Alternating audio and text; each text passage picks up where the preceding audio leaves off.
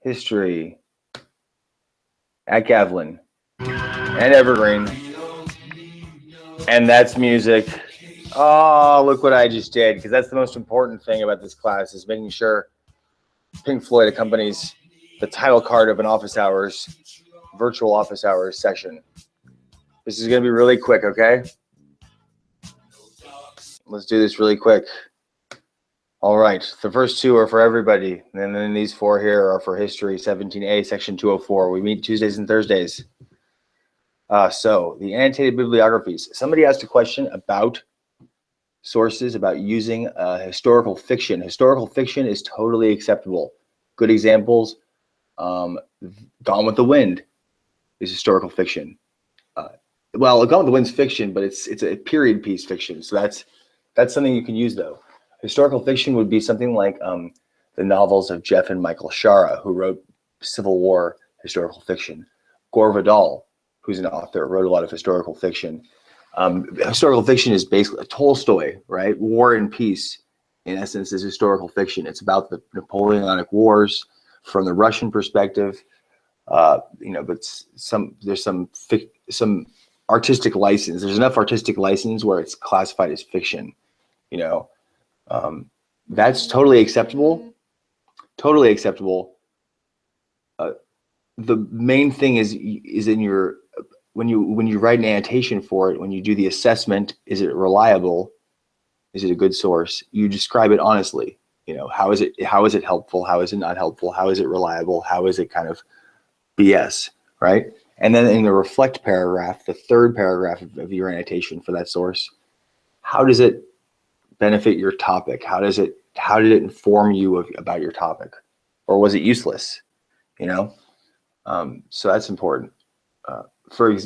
Yeah, that's all. Oh, and I chose actually this. Let's go to this really quick. This is a book. This is actually nonfiction, but I chose it because this is a book. It's called Homage to Catalonia. Oh, it's in largest cover. Homage to Catalonia. Oh my goodness, they're making me sign in with Facebook. It is a book by George Orwell. It's about his experience in the Spanish Civil War, which relates to World War II. Orwell wrote Animal Farm, which many of you had to read in high school. He fought in Spain, like a lot of people did. And this is a book that you could use for maybe if you did the Spanish Civil War or if you did World War II. And then if you wanted to, for example, you could read 1984, because the Spanish Civil War, he was fighting with a bunch of socialists, communists, anarchists against fascism. You could read 1984 or Animal Farm. You could read Animal Farm, and also include that in this. Like, is Animal Farm in any way informing you about? I think I'm going off on a tangent here about something that you're not going to do.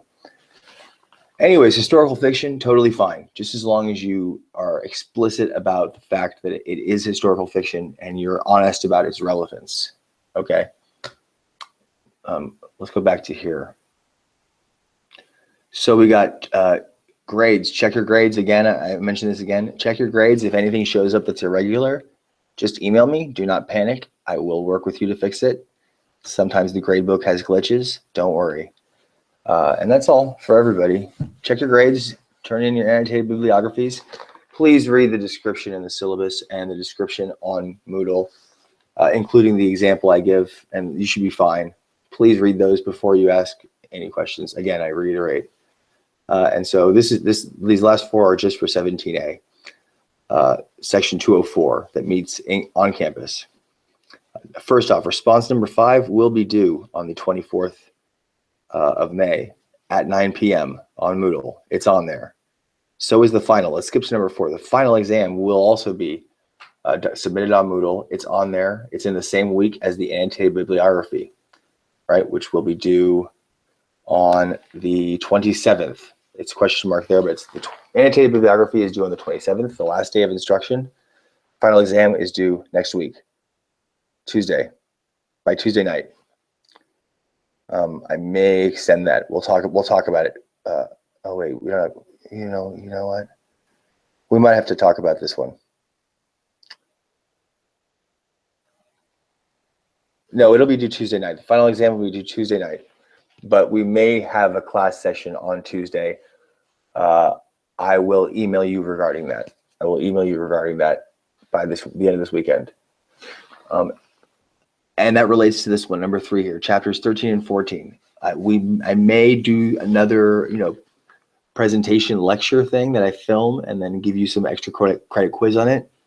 And then we may meet on Tuesday to wrap up, just because we've been behind. I'm sorry about that. It's mostly my fault. It's almost entirely my fault. So I take responsibility. Anyways, don't worry. If you have any questions, email me, but make sure you look for the answers on Moodle and in the syllabus before you do. And I think that's good. I think we're good, right? All right, wonderful. Let's get some outplay. No, let's not get outplay. Let's just stop. Signing off.